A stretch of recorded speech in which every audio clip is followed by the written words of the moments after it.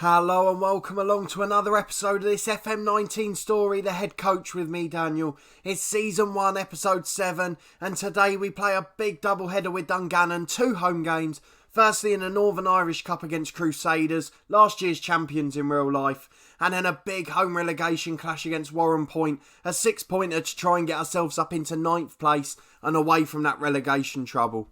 But first, since you were last with me, we've had the January transfer window and we've played quite a few games since our last trip in mid-December that culminated in our 1-0 win against Coleraine, our former club from FM18. So let's go and have a look at the results first and foremost. You left us after that 1-0 win against Coleraine, as we mentioned a minute ago.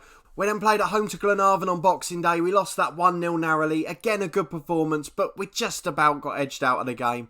We then played against Ards, who are down in 11th place at the minute. That was the most important one, and we won it emphatically 4-0. And it probably tells you we're not going to be in the bottom 2 this year, just because those two are so much worse than us. Harper got a brace again in that one. Reece Campbell and Mark McAllister both scored as well. Before a 1-0 defeat against Glentoran on New Year's Day this time. Again, we probably just about got edged out of the game.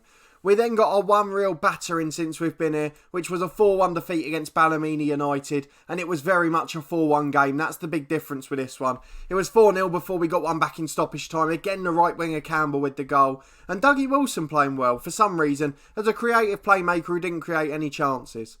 We then played lower league opposition in the 5th round of the Irish Cup. We nicked a 2-1 win with a much rotated side. We couldn't do much at the back because we didn't have many changes, but we did rotate a few in the attacking areas. And a 2-1 win was the least we deserved for a very dominant performance.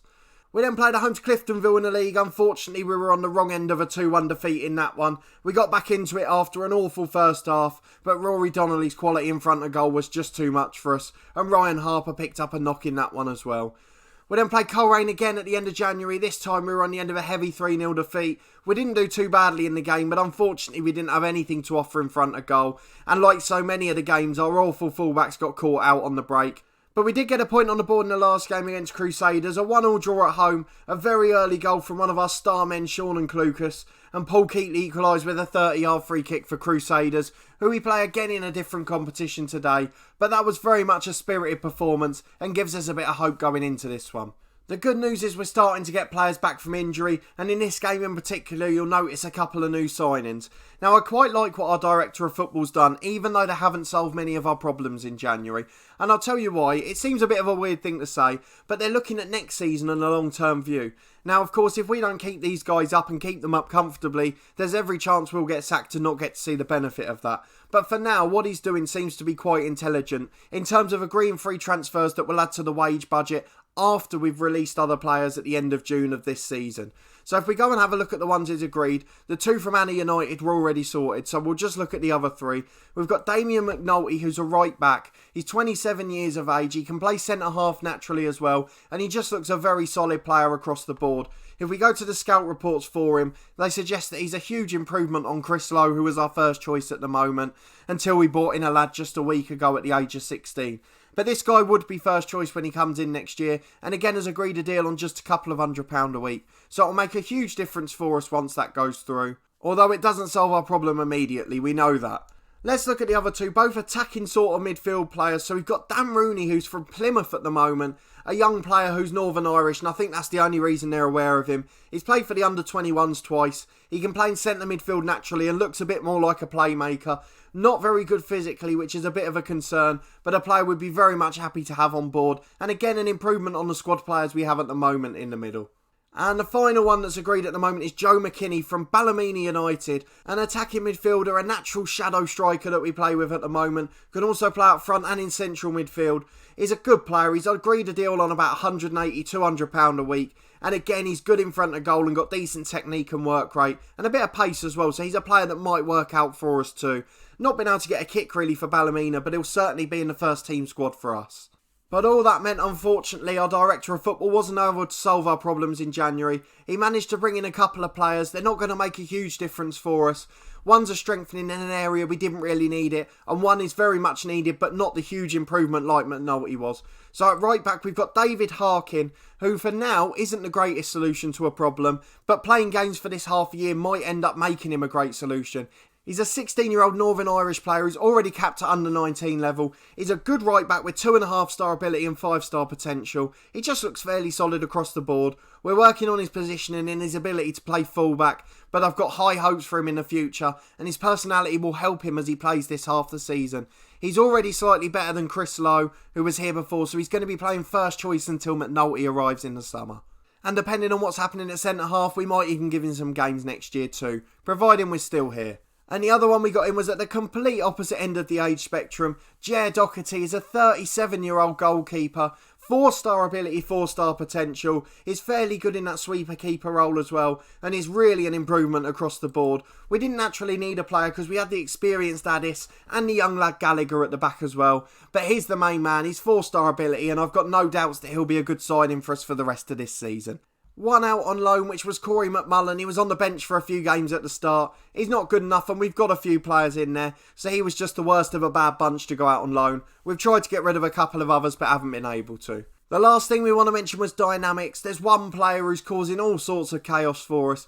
Grant Hutchison is a really poor player, 2-star ability central midfielder, was also covering as our backup right back, was getting a bit of a moan on about having to cover out a position as well.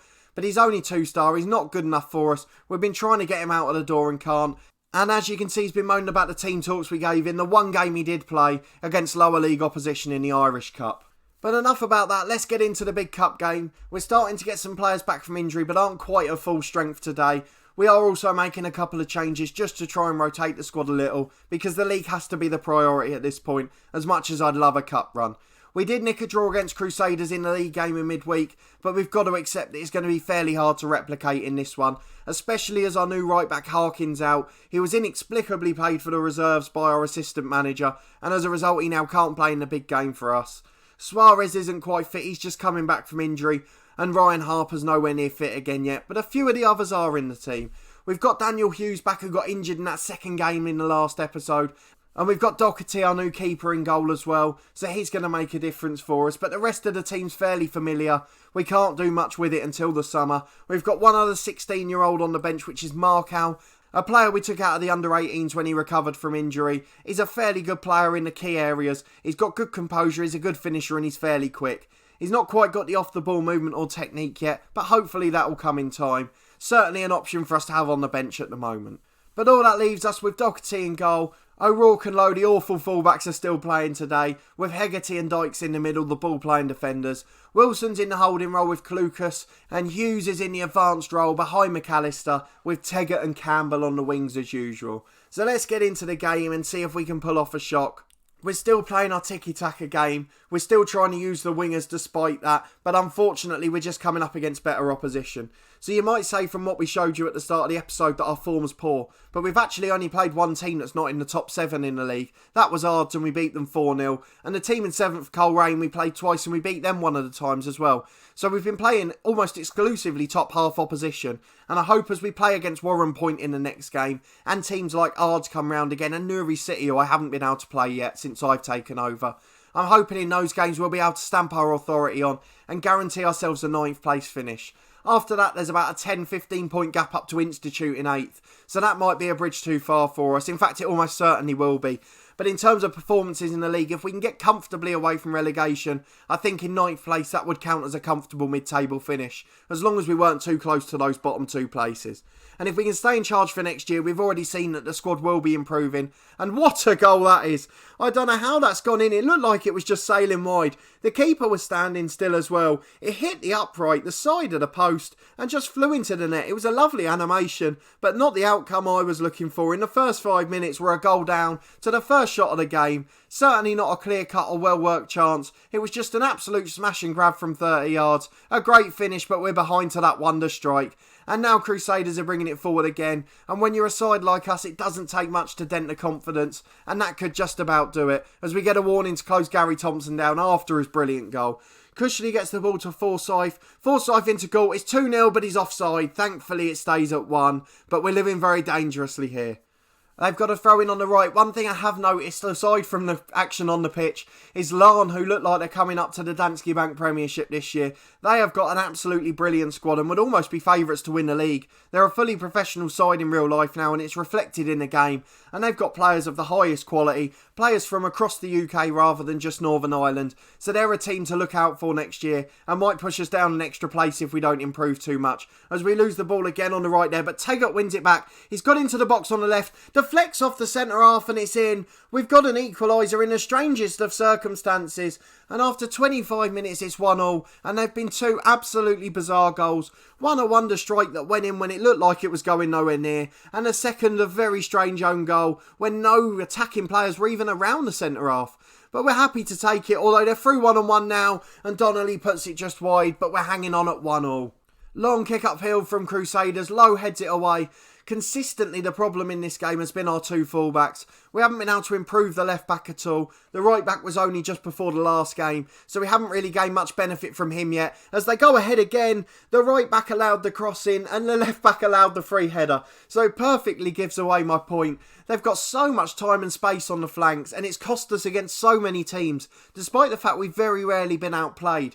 And even in one of the games, like the Coleraine one where we lost 3-0, we weren't particularly outplayed. It was just the fullbacks who were so poor. And coming into half-time, we're behind again because of them. And you can see O'Rourke's got the worst rating on the pitch. The ball's out, which Taggart wins. McAllister flicks it on, but there's no one there. The keeper goes for a volley for some reason, but it's effective. O'Rourke heads away to Clucas, who goes back to Wilson. Wilson gets it wide to Taggart, who's been quite good in this first half. Got the assist, I guess you can call it, for the goal. But they've won it back off him now, and they clear away on the right. A long ball up the field towards Lowe. Lowe brings it down and finds Campbell on the right. We've got a bit slow in possession here. We're normally a little bit quicker than this. Wilson switches it out to Taggart. Taggart's got three men in the box this time. Finds Campbell, who heads it just over. He probably should have done better. But on the stroke of half time, we're going to go in behind. And with our best player injured, Sean Clucas has been an absolute superstar for us. He's our only good central midfielder at the club. We're going to bring McGinty on, but I don't know who's the worst in that position. They both look absolutely awful, and I don't think we're going to get much out of either of them. Who's got the best stamina is, I guess, what we're going to base this on. Dougie Wilson's got 6 and McGinty's got 9, so he stays in the box-to-box role. That's an absolute blow for us, and if that's a serious injury, we could be back in relegation trouble. It's half-time and we're 2-1 down. We're going to let them know it was disappointing. It's been one of our worst performances, actually. It's one of the few games we have probably been edged out of it.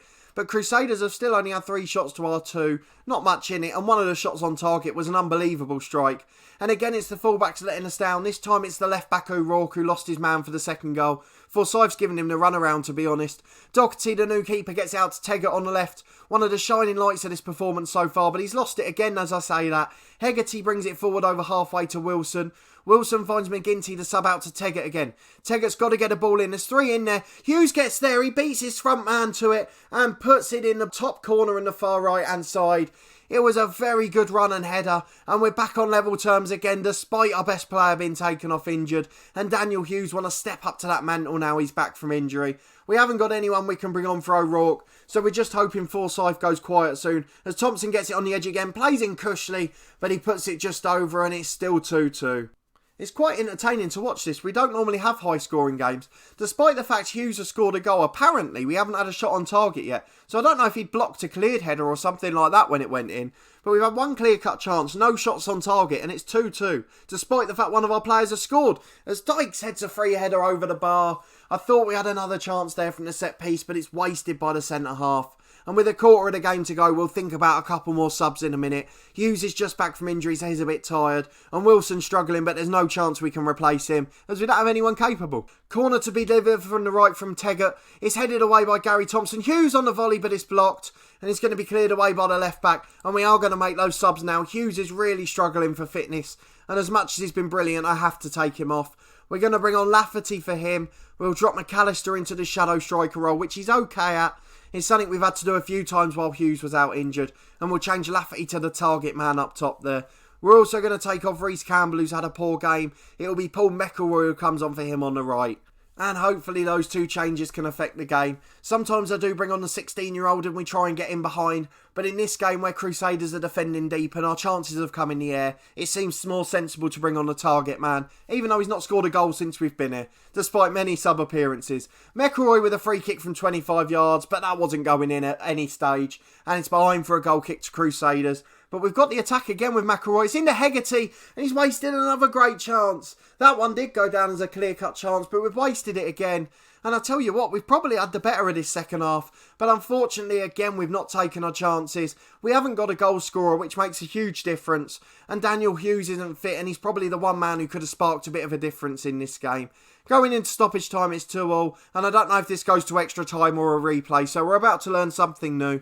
There we go, it's the end of 90 minutes, we are into extra time. That probably isn't going to benefit us, to be honest. We're going to encourage them to give it everything. I can't imagine they've got worse fitness, and I can't imagine they've got their two best players off the pitch either. One just coming back from injury, Daniel Hughes, and the other one, Sean Klukas, who's been such a star for us.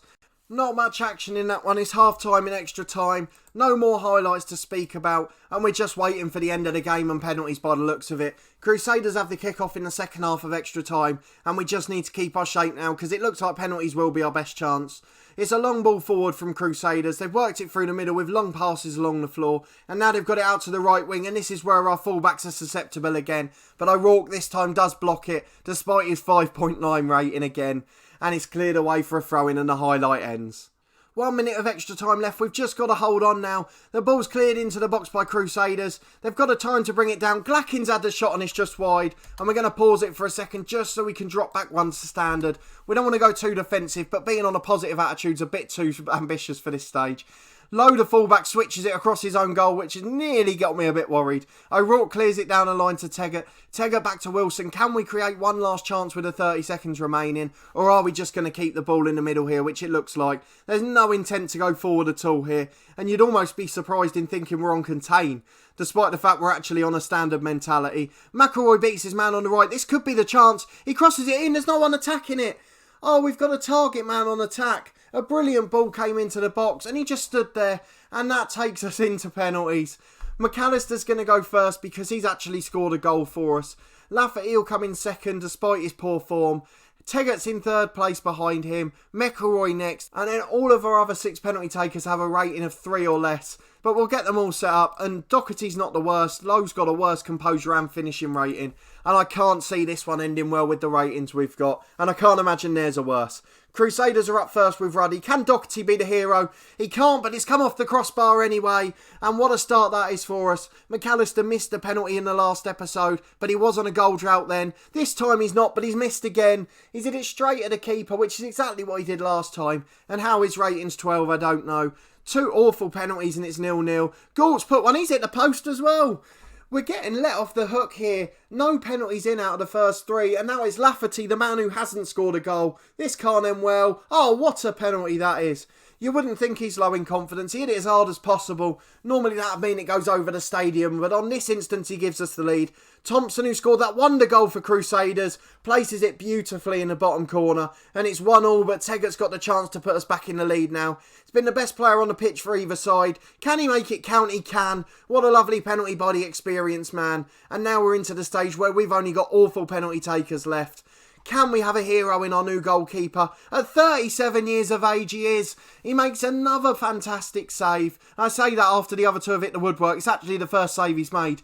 But now we've got a chance to win it. Is McElroy the sub-winger? He's a good player, but he's not a good penalty taker. Though he could prove us wrong today. It doesn't matter if the penalty's good. If it goes in the back of the net, it's good enough for me. Will the Crusaders keeper save it? Or will we give off a shock in the cup? It's straight at the keeper and we're still going. That is absolutely appalling, that penalty. And now Doherty's got to pull off more heroics. It's McChrystal coming up for Crusaders. I have no idea how good any of their players are at taking penalties. But we're at the stage now where we're talking about sudden death. They have to score to stay in it. And if that happens, then it's all about us scoring. McChrystal steps up. Doherty can't get there. It's a good penalty. And now we are into well and truly sudden death. 5 penalties each, 2 all. Awful penalties across the board for most of them. And Dykes, the centre-half, steps up. His rating is 3 out of 20. And he is our 6th best penalty taker at the club. or the 6th best penalty taker out of the 11. I can't see this ending well. Let's cross our fingers and not look. Oh, what a penalty that is. You wouldn't have thought that, but he scored. And I must have miscounted the penalties because Crusaders went first and that was our 5th. We've won it 3-2. I'm all over the place, but we've won the game. It was a great penalty by Dykes, the centre-half. His rating's atrocious, but his penalty was excellent. A fantastic result and a fantastic performance for the 2nd game in a row against Crusaders, but it is going to be marred by that awful injury to our best player, and McGinty and Wilson can't hold up against any midfield in this league. So let's go and see how bad that one is. Good to see Ards lost again in league action, so they're still 5 points behind us. It looks like we are going to be safe. And that game against Warren Point's going to be of added significance now, as we're almost certainly going to secure safety if we win it. Let's look at the Clucas injury. We beat 10-man Crusaders. They went down to 10 men in extra time due to an injury, only in the last 10-15 minutes. We won in the Irish Cup 6th round and we're through to the quarterfinals. Clucas, this is the one. Oh dear, he's out for a month. That's going to be a problem for us. We'll leave it to the physio so he's back as quickly as possible. And hopefully after the league splits, when we're playing those bottom few sides, he'll be back in action and securing us safety. We'll deal with the press conference in a minute, but we're not going to have time for the 2nd game now because that's been such a long game with the penalty shootout and extra time. So we'll be back in the next game for another league clash. We're going to play the Warren Point one off camera. We'll go through to when the league splits, where we'll be playing all the bottom 6 sides again, because there's absolutely no chance mathematically of us getting up to the top. Depending on who we get in the Irish Cup quarter-final, we may well come back for that, as well as an important league game against a team down there against us. If we have a quick look at the table, you can see it's us and Warren Point fighting for 9th, the comfortable mid-table position. We're both well clear of ours and just need to get a couple more results, and Nuri are down there at the bottom and will hopefully provide us with those. But that will be all for this episode. If you did enjoy it, please put a thumbs up on it. Let me know in the comments what you thought of that cup performance and where you think we're going to finish. Are we going to be able to get up to 9th place, or are we going to get sucked back into a relegation battle? Give me your thoughts on the director of football's business. I actually think it's quite a clever move, despite the fact it doesn't help me now. If we can survive this season and keep our job, it will have a really good omen for next year, where hopefully we can compete to finish around that 6th place and maybe sneak into that top half. Or perhaps I'm just being overly ambitious and optimistic again. Subscribe to the channel for daily content from this FM19 story, The Head Coach, as well as my other series, Part of the Furniture with Torquay United.